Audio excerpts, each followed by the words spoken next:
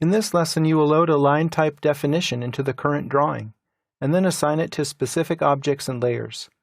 You will also learn how to change the line type scale, both globally and locally. Open the House 4 project file and type line type. Press Enter.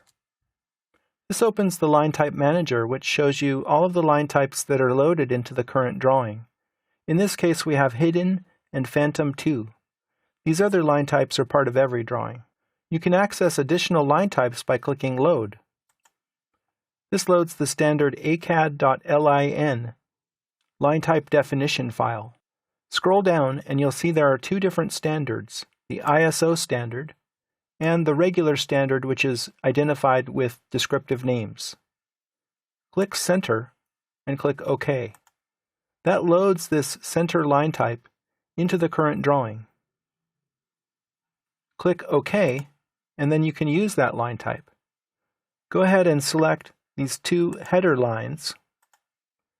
Go up to the Properties panel, open the Line Type drop-down, and select Center. Press Escape to deselect. Now you can't see the line type because the scale is too large. We need to change the Global Line Type Scale Factor, and that is done with the LT-Scale command. Type LTS. LTS is the alias for this system variable. Press Enter, and it's simply a number. Right now it's set to 24, which you can see here as the default option. Let's divide that in two. Type 12 and press Enter.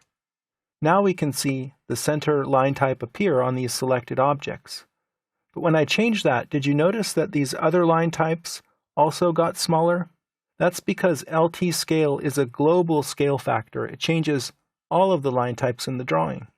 Let's change it back. I'll type LTS, enter, and type 24. Let's say I just want these two objects to have a smaller line type, but I like the way that the line type appears on these other headers. You can do this in Object Properties. Select these two objects, and then right-click and choose Properties. This opens the Properties palette. Right here we have the line type, which is set to center, and that's fine. But right below it, there's the line type scale. This is actually a multiplier. You multiply the line type scale that's set by LT scale times this number to arrive at the effective line type scale locally. So let me just change this to 0.5 and press Enter. Then I'll press Escape to deselect, and you can see the result. We're able to decrease the effective line type scale on these particular objects by overriding the global line type scale in Object Properties. Of course, another way to assign line types is by layer. Click this button to open the Layer Properties Manager. Let's change the line type assigned to the A header layer. I'll click on it, and I'll select Phantom 2. OK. And then close the Layer Properties Manager. So now all of the lines here on this layer have the Phantom 2 line type, except for the ones that I specifically overrode with Object Properties. If I want these to have the Phantom line type, I can select them, and instead of choosing Phantom, let's choose By Layer.